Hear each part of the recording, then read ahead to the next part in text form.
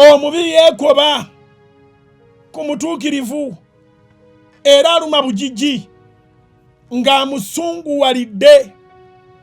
Mukama alimusekerera kubanga alaba ng'olunaku lwe lujja.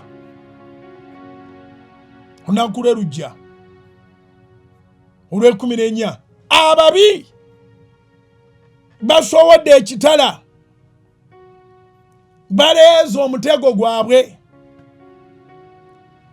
Makyazo ozukuka ne pulaani eriyo azukukira kugwe, nga ye mu kifo ky'okutega omutego ogunaamuwa okukwasa ku muyiggo ogumugasa, gwe gwayagala akwase mu mutego. Oli mu puroguramu emisingi yensi we tutambulira. Omuntu azuukuka mu kifo ky'okutega omutego, amagezi ge gonna n'agajja ku kinaamugasa, n'agateeka ku kutega gwe. Ekitala n'akijjayo sigenda kuyigga, wabula kuyigga muntu wa Katonda eyeekolera emirimu gye.